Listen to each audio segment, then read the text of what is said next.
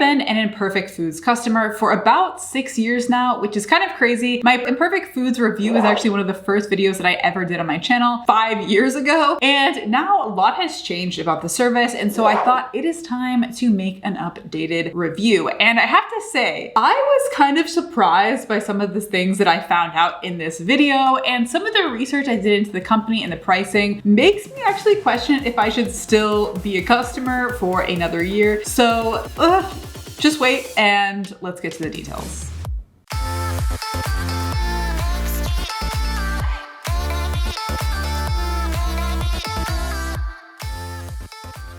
The whole premise of Imperfect Foods is really pretty simple, and it actually started even more simple. So in 2015, the company was founded as Imperfect Produce, and as the name suggests, they were really most focused on fruits and vegetables and produce items. And basically, the whole concept is all of their items are supposed to have some sort of defect or be imperfect in some way. So this could be some like excess inventory. It could be that the items are too big or too small or misshapen in some way, or they're not the right color. So those are the types of things that Imperfect Foods offers. And basically how it works is they have a delivery window that opens up at a certain time every week. And then you have a few days to go in, select what you want, and then they ship it to you. And then you can also set it up as a recurring subscription. So that is basically the premise of how the company works. Probably the biggest question that I get about Imperfect Foods, and the biggest question that I had, is how imperfect is the food really? Well, I think in general, I would say it's actually not bad for a few reasons. Now they actually have a lot of inventory that is not just produce. They sell other types of food as well as like meats, pet food, really all types of things. Like it's not just produce items. And they do now carry some items that are not imperfect at all. It is just like regular inventory. So they do have that is really not imperfect. And then a lot of the imperfections or imperfections that you're going to see on there are not actually at all to do with the quality of the item itself. So for example, some scenarios this would be the case is I see a lot of excess inventory on there where there's actually nothing wrong with the actual item itself. I also sometimes see things for packaged items where a packaging change and the brand just has to offload all of their old packaging because they're trying to just use their new packaging. I've seen stuff like that. However, I would say the produce still does have a lot of imperfections, and it doesn't necessarily mean blemishes. It could be also a size thing. So I've seen some things where it's like a too big of an item, a too small, but I will show an example of a zucchini I got that does have kind of the stereotypical imperfections.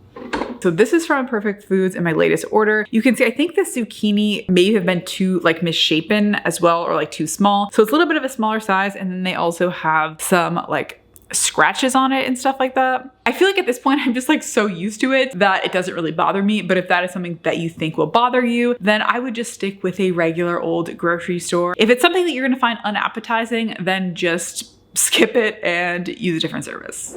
Now, Imperfect Foods is really unique in a lot of ways compared to other grocery delivery services. So let's kind of talk about the pros and cons, and I'll start with the positives. One thing that I like about Imperfect Foods is that at least theoretically you are cutting down on food waste and helping to support, not having to throw away this excess inventory of food, and you are helping to take on these ugly produce items. It's hard to know exactly like what would happen to this food otherwise, if it actually would have gotten thrown away or what would have happened to it, but I do at least like in theory that you are supporting that cause. Another thing I really like is there's not a ton of excess plastic in the packaging. I feel like the whole delivery process is relatively eco-friendly. Everything is cardboard packaging. They also have a recycling program where you can give back your old boxes and things like that. So that is really nice. Also, the produce typically does not come in like plastic wrap or anything like that. So this does really bug me when I buy things from like Amazon and like every single vegetable is wrapped in plastic. You will tend to avoid that with Imperfect Foods.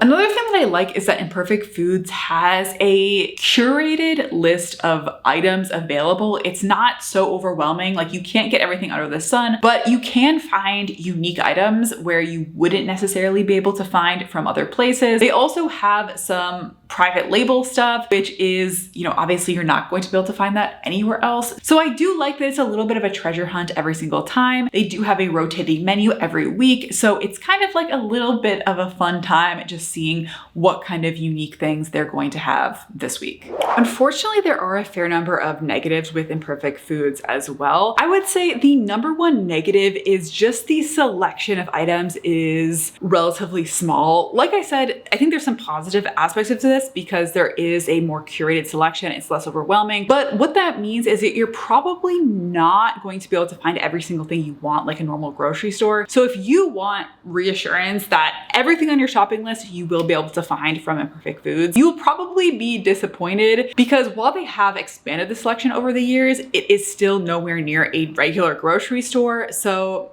definitely think about that.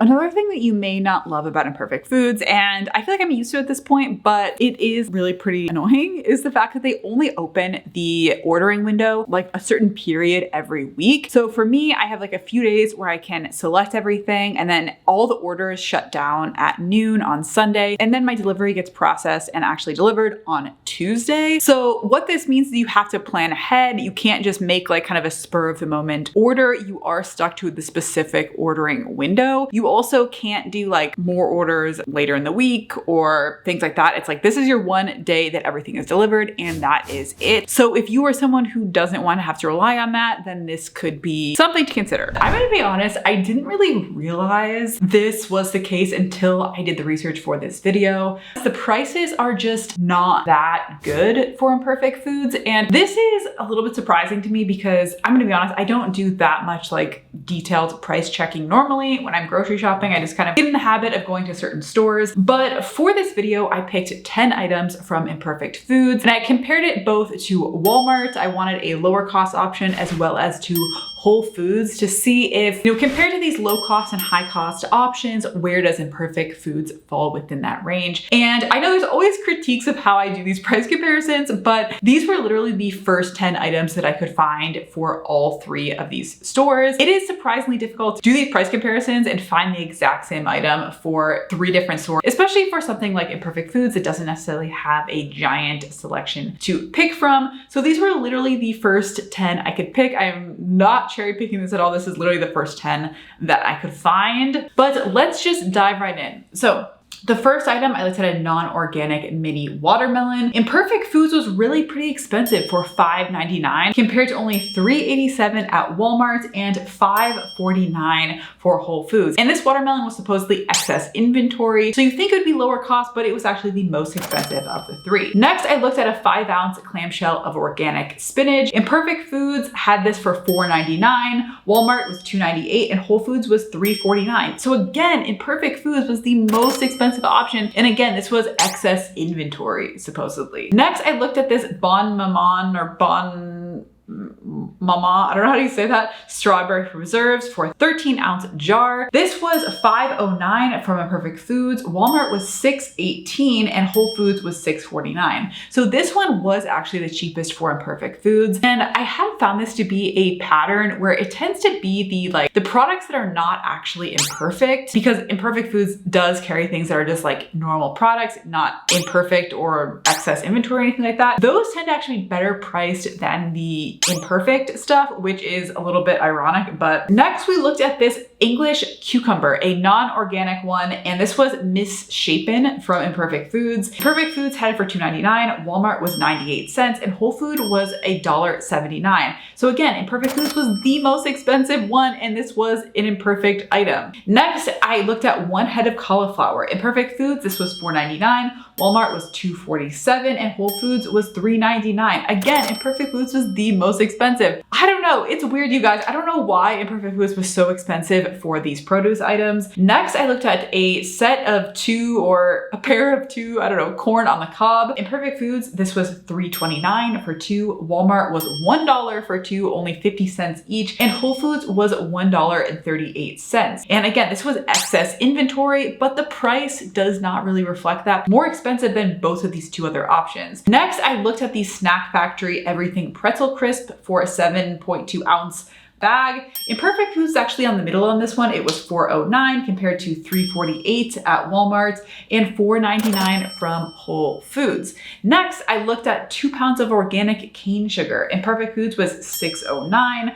Walmart was $3.14 and Whole Foods was $5.99. And this had no imperfections or anything like that. Next, I looked at a grapefruit LaCroix pack of 8 cans.